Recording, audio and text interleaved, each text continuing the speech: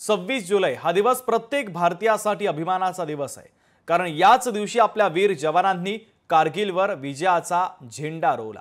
पाकड्यांनी घुसखोरी केलेल्या सर्व जागा भारतीय सैन्याने ताब्यात मिळवल्या। शत्रूचं सैन्य उंचीवर आणि आपले सैनिक खाली अशा भौगोलिक अडथळ्यांवर मात करत आपल्या सैनिकांनी पाकड्यांची नांगी ठेचली। पाहुयात या संदर्भातला लोकशाही मराठीचा हा खास रिपोर्ट।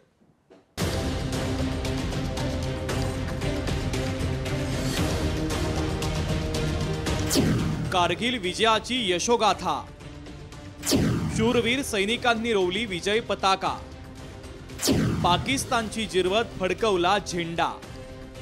तारीख 26 जुलै 1999, ठिकाण कारगिल। हा तोच दिवस आहे ज्या दिवशी संपूर्ण भारताची मान अभिमानाने वर गेली, कारण आपल्या शूरवीर सैनिकांनी कारगिल युद्धात असामान्य लढा देत विजयी पताका रोवली। म्हणूनच 26 जुलै रोजी कारगिल विजय दिवस साजरा केला जातो।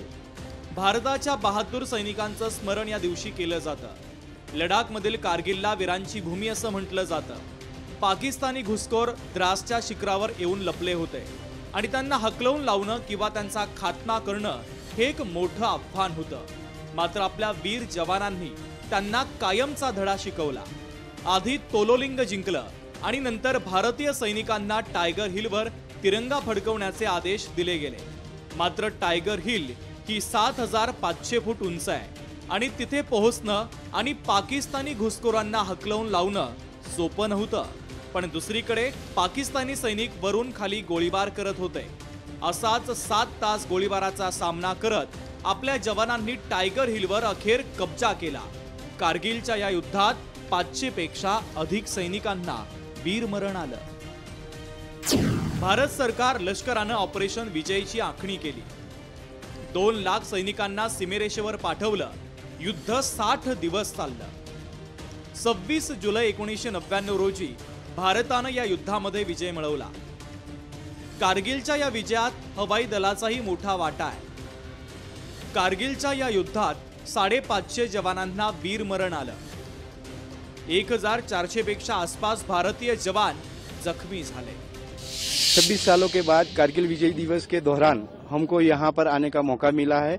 हम सेना के शुक्रगुजार है कि हमको ये जगह पे लाया गया है, जहाँ पर हमारे भैया ने शहीदी वोरी थी, जहाँ पर जंगें लड़ी थी। हम लोग वहाँ पत्र लिख के भाई को पूछते हैं कि भैया यहाँ पर वॉर हुआ है कारगिल में, तो आप ठीक ठाक तो हो ना, कि आपको कुछ दिक्कत तो नहीं है ना। उन्होंने पत्र लिख के बताया कि मैं कारगिल वॉर में नहीं हूँ, कारगिल वॉर से दूर हूँ। लेकिन हकीकत में ये डायरी देखने के बाद पता चला और शहीदी होने के बाद पता चला कि सही में वो वही थे। हमको ऐसे भरोसा दिला रहे थे कि हम कोई चिंता फिकर ना करें। एकूणच भारतीय सैनिकांनी कारगिलमध्ये रक्त सांडलं। अनेक जवानांना वीरमरण आलं।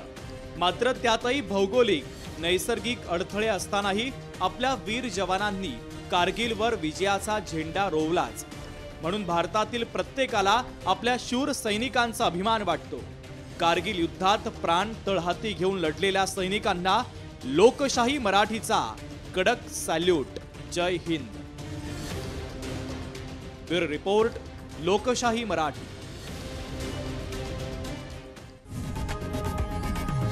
लोकशाही मराठी ऐका, पहा, जागरूक रहा।